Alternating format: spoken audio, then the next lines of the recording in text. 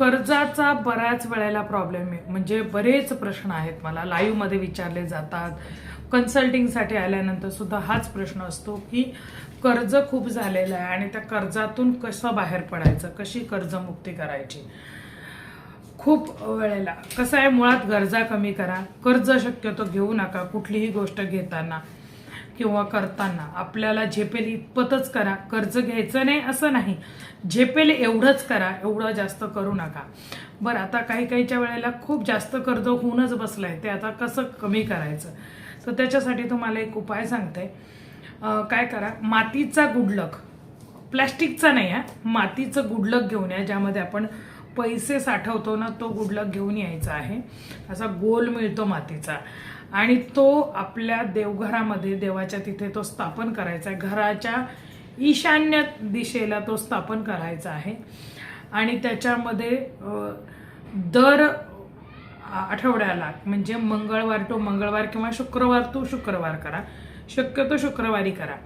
त्यामध्ये 10 रुपये, 20 रुपये, 50 रुपये, 100 रुपये, 500 रुपये, तुमची जेवढी ऐपत आहे, तुम्हाला जेवढं झेपतंय तेवढे पैसे त्या गुडलकमध्ये दर आठवड्याला, दर शुक्रवारी टाकायचे. संध्याकाळच्या वेळेला मनामध्ये महालक्ष्मी मातेचा जप करत करत ते पैसे त्याच्यामध्ये टाकायचे आहेत. त्या गुडलकची पूजा करायची आहे.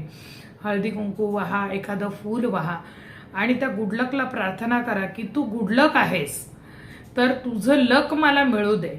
माझ्यावरती जो कर्जाचा डोंगर झालेला आहे, तो डोंगर कमी करण्यासाठी तुझं गुडलक मला दे. माझे मार्ग मोकळे कर, मला म्हणजे मला दिशा दे, माझ्याकडे पैसा येऊ दे, आणि लवकरात लवकर ह्या कर्जातून मला बाहेर काढ, असं प्रार्थना करायची. महालक्ष्मी अष्टकाचे 3 पाठ वाचायचे. महालक्ष्मी अष्टक तुम्हाला कुठेही मिळेल, अगदी गुगलवर टाकलं तरी तुम्हाला ते मिळेल. तर अशा पद्धतीने त्या गुडलकची पूजा करा आणि बघा तुम्हाला कसे अनुभव येतात. ते कुठलीही गोष्ट एकदा केल्यावर लगेच अनुभव येत नाही, तुम्हाला सातत्य पाहिजे, नेहमी हे केलं पाहिजे. जेव्हा तुम्ही हे 5-6 महिने कराल, त्याच्यानंतर त्याचे रिझल्ट मिळायला लागतात.